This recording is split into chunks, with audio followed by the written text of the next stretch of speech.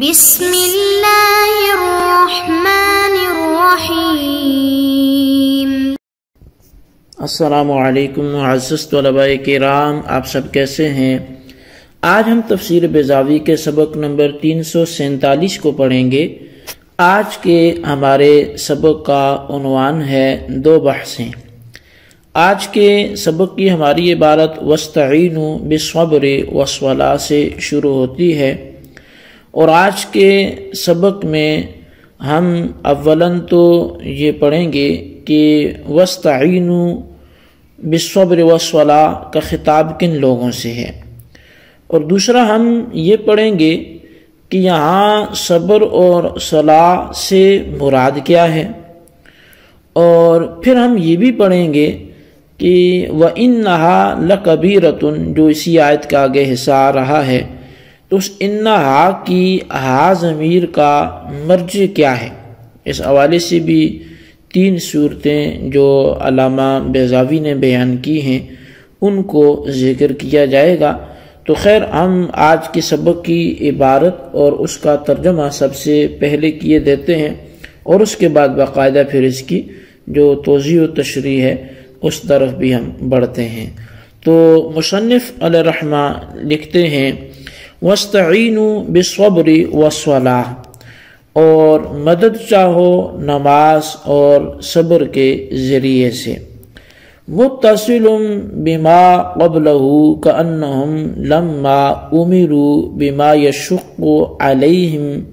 لما فیہ من الکلفۃ وترک الریاست والاعراض عن المال عولجوا بذالک۔ فرمایا کہ اس حکم کا ما قبل سے تعلق اس اعتبار سے ہے کہ ان کو جب اس چیز کا حکم دیا گیا، اس چیز کا کہ جو ان پر دشوار تھی، کیونکہ اس میں کلفت تھی، سرداری کا ترک تھا، مال سے اعراض تھا، تو اب اس حکم کے ذریعے ان کا علاج کیا گیا۔ والمعنی، اور اس آیت کے معنی یہ ہوں گے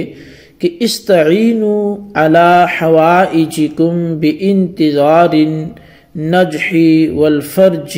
توکلا علی اللہ، کہ تم کامیابی کا انتظار کر کے اور کشادگی غم کا انتظار کر کے اللہ تعالی پر بھروسہ رکھتے ہوئے اپنی ضروریات پر اللہ تعالی سے مدد چاہو۔ او بالصوم الذی ہوا صبر عن المفترات لما فیہ من کسر الشہوۃ وتصفیۃ النفس، یا پھر اس کی یہ معنی ہے کہ روزے کے ذریعے مدد طلب کرو، کیونکہ روزہ نام ہے مفترات سے صبر کرنے کا، اس لیے کہ اس میں شہوت کو توڑنا ہے اور نفس کو پاک و صاف رکھنا پایا جاتا ہے۔ والتوسل بالصلاة والالتجاء إليها فإنها جامعة لأنواع العبادات النفسانية والبدنية من الطهارة وستر العورة وصرف المال فيهما والتوجه إلى الكعبة والعكوف للعبادة وإظهار الخشوع بالجوارح وإخلاص النية بالقلب ومجاهدة الشيطان ومناجاة الحق وقراءة القرآن والتكلم بالشهادتين وكف النفس عن الأطيبين حتى تجاب إلى تحصيل المآرب وجبر المصائب۔ اور مدد چاہو نماز کے ذریعے، نماز کو وسیلہ بناؤ اور نماز کی جانب پناہ پکڑو، کیونکہ نماز عبادات قلبیہ و بدنیہ کی تمام قسموں کو جائز ہے۔ اس میں طہارت ہے، اس میں ستر عورت ہے، اس میں صرف مال ہے، اس میں کعبے کی طرف، قبلے کی طرف توجہ کرنا ہے، پھر عبادت کے لیے محبوس ہونا ہے، اعضاء و جوارح کے ذریعے خشوع و خضوع کا اظہار ہے، دل کی نیت کو خالص رکھنا اسی میں پایا جاتا ہے۔ اسی طرح اس میں شیطان سے مجاہدہ ہے، حق تعالیٰ سے مناجات کا شرف کا حصول ہے، اسی طرح قرأت قرآن ہے، 2 شہادتوں کی ادائیگی ہے، اسی طرح نفس کو 2 لذیذ ترین چیزوں سے روکنا ہے۔ تو حاصل یہ کہ نماز کو وسیلہ بناؤ تاکہ تمہاری ضرورتیں پوری کی جائیں اور مصائب کی تلافی کی جائے۔ اور رفع عنہ علیہ الصلوۃ والسلام کان اذا حس به امر فسع الى الصلاة ويجوز ان يراد بها الدعاء۔ حدیث شریف میں نبی علیہ الصلوۃ والسلام سے بھی روایت کیا گیا ہے کہ جب بھی کوئی اہم بات نبی علیہ الصلوۃ والسلام کو درپیش ہوتی تو آپ نماز کی جانب پناہ پکڑتے تھے۔ اور یہاں ممکن ہے، جائز ہے کہ الصلاۃ سے مراد یہاں پر وہ دعا ہو۔ وَإِنَّهَا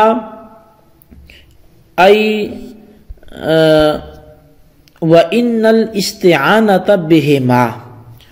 اور بے شک یہ یعنی کہ ان دونوں سے مدد پکڑنا، نماز اور صبر سے وہ مدد پکڑنا جو ہے، فرمایا کہ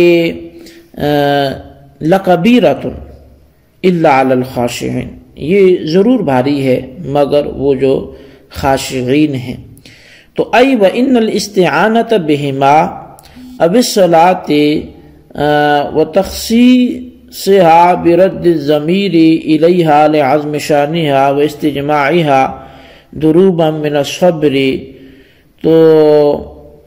او جملة ما امروا بها ونهوا عنها لکبیرة ای لثقیلة شاقة كقوله تعالی کبر علی المشرکین ما تدعوهم الیہ۔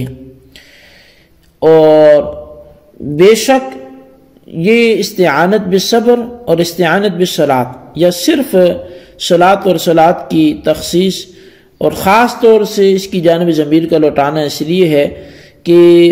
صلاۃ یہ ایک عظیم الشان ہے اور صبر کی بہت سی قسموں کو یہ شامل ہے۔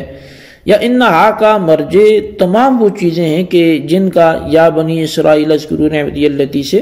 واستعینوا بالصبر والصلاۃ تک حکم دیا گیا، اور تمام وہ چیزیں ہیں جن سے روکا گیا ہے۔ اور کبیرۃ بمعنی ثقیلۃ کے ہے، اور اس کا معنی ہے کہ ضرور دشوار ہے، کیونکہ اللہ تعالیٰ کا ارشاد ہے کبر علی المشرکین ما تدعوہم الیہ، کہ مشرکین پر وہ چیزیں دشوار ہیں، بھاری ہیں جس کی جانب آپ ان کو دعوت دے رہے ہیں۔ الا علی الخاشعین، مگر خاشعین پر نہیں ہے، ای المخبتین والخشوع الاخبات ومنہ الخشعۃ للرملۃ المتطامنۃ والخضوع اللین والانقیاد ولذلك يقال الخشوع بالجوارح والخضوع بالقلب۔ تو مگر خاشعین پر، خاشعین وہ ہیں جو عاجزی کرنے والے ہیں، خشوع کے معنی ہے عاجزی کرنا، اسی سے لیا گیا ہے خشعۃ یعنی بچھا ہوا اور زمین پر پھیلا ہوا ریت، اور خضوع کے معنی ہے نرم ہونا اور فرمانبردار ہونا، اسی لیے کہا جاتا ہے کہ خشوع اعضاء و جوارح کے ذریعے ہوتا ہے اور خضوع وہ دل کے ذریعے ہوتا ہے۔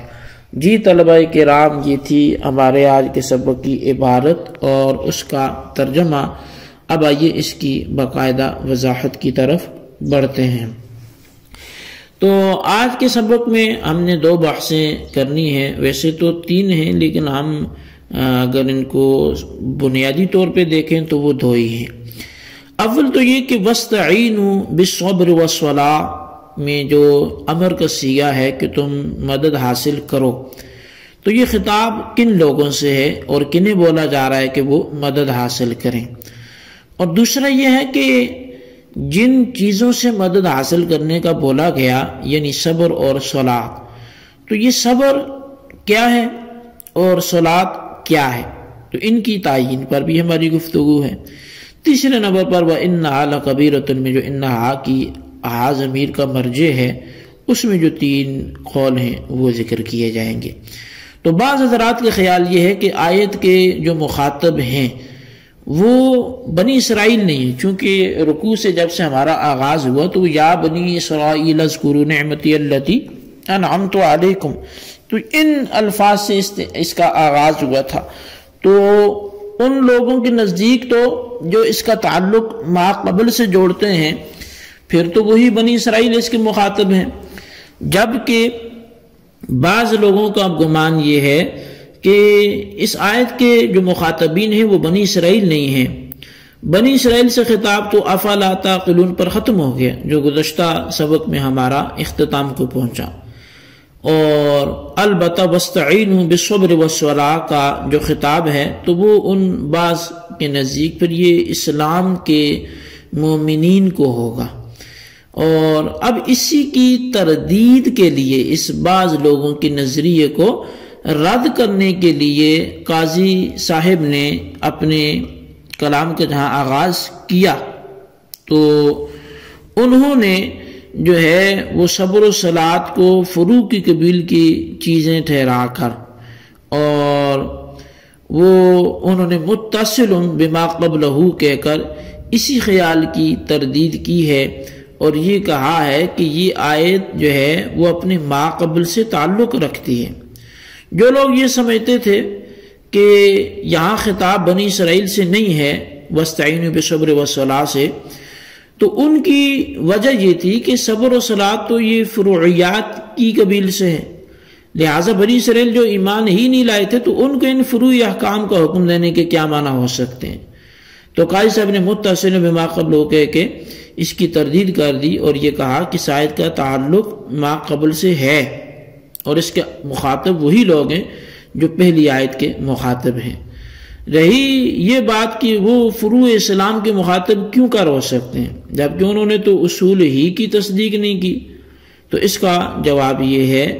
کہ یہاں صبر اور صلاۃ سے کوئی مخصوص اصطلاحی معنی مراد نہیں ہے، یعنی جو دوسری ہماری بحث تھی کہ صبر و صلاۃ سے مراد کیا ہے، تو وہ کوئی اصطلاحی معنی مراد نہیں ہے، بلکہ معنی وہ والے مراد ہیں جو اس لفظ سے بنی اسرائیل کے یہاں بھی سمجھے جاتے تھے اور جن کی اہمیت اور تاثیر کے وہ بھی قائل تھے۔ جب علماء بنی اسرائیل سے کہا گیا کہ مال و جا کو ٹھکراؤ اور حق کے حلقہ بگوش ہو جاؤ، اور تو حب مال و حب جا پر وہ اس کا مقابلہ کرنے کے لیے ایک معاون ہتھیار کی ان کو ضرورت تھی کہ وہ اس ہتھیار کا استعمال کر کے تو اس پر فتح پائیں، اور وہ ہتھیار تھا صبر اور صلاۃ۔ صبر جس کو ضبط نفس یا توکل یا تحمل کے معنی میں آپ کہہ سکتے ہیں، اور عبادت کے لیے اپنے آپ کو خالی کر دینا، فارغ کر دینا، اس کو صلاۃ سے تعبیر کیا گیا۔ یہی وہ چیزیں ہیں جن کے جو ہے باعث تسکین قلب ہونے کا بنی اسرائیل کو بھی اعتراف تھا، لہٰذا جس چیز کے وہ معترف تھے اگر اسی چیز کا ان کو مخاطب بنایا گیا تو اس میں کوئی کیا عجب بات ہے، تو بالکل ٹھیک ہے۔ اسی طرح صبر اور صلاۃ سے مراد جو ہے وہ قاضی صاحب نے لکھا کہ ان دونوں میں دو احتمال ہیں۔ احتمال اول تو یہ ہے کہ صبر سے اس کے معنی لغوی اور صلاۃ سے بھی اس کے معنی لغوی مراد ہوں۔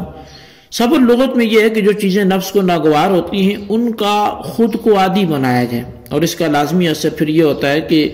مقصود کے حصول پر کامیابی ہوتی ہے، کشادگی آتی ہے،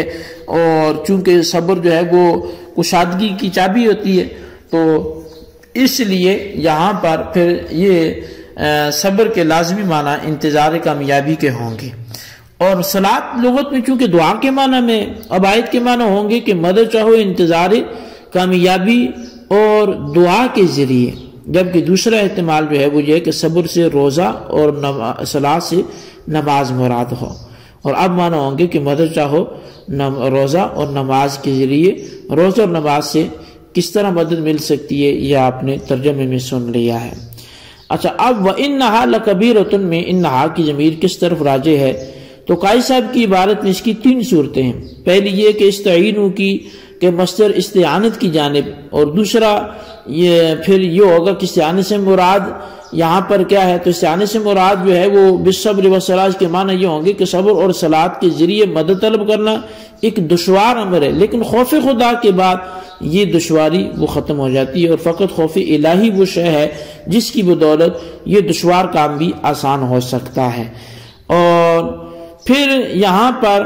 دوسرا یہ کہ ضمیر یہاں جو راجع ہے وہ صلاۃ کی جانب ہے، اور اب معنی یہ ہوں گے کہ نماز دشوار ہے مگر خاشعین کے لیے آسان ہے۔ اور تیسری صورت یہ ہے کہ یا بنی اسرائیل اذکروا نعمتی التی انعمت علیکم سے یہ واستعینوا بالصبر والصلاۃ تک جن امور کے بجا لانے کا اور جن امور کے ترک کرنے کا حکم فرمایا گیا، انہا کی ضمیر ان تمام امور کی طرف راجع ہے۔ اور اب معنی یہ ہوں گے اور بلا شبہ یہ تمام اوامر و نواہی ہر ایک پر دشوار اور مشکل ہیں، سوائے ان کے کہ جن کے دل میں خوف خدا ہے، خوف خدا رکھنے والوں کے لیے ان کی بجاوری وہ آسان ہے۔ تو جی طلبہ کرام، یہ تھی ہماری آج کے سبق کی عبارت، ترجمہ اس کی وضاحت، اس کو اچھی طرح سمجھے، اس کو خلاصے کو اپنے رجسٹر پر لکھیں، بالخصوص ان سوالات کے جوابات دیں۔ سوال نمبر 1 یہ ہے کہ وَاسْتَعِينُوا بِالصَّبْرِ وَالصَّلَاةِ کا مخاطب قاضی صاحب کے نزدیک کون ہے؟ اور سوال نمبر 2 یہ کہ انہا کی حاضمیر کا جو تیسرا احتمال مرجع ہونے کے اعتبار سے وہ کیا ہے، تحریر کریں۔ اللہ تبارک و تعالیٰ سے دعا جو کچھ ہم نے پڑھا سنوں سے یاد رکھنے کی توفیق نصیب فرمائے، آمین بجاہ نبی الامین صلی اللہ علیہ وسلم۔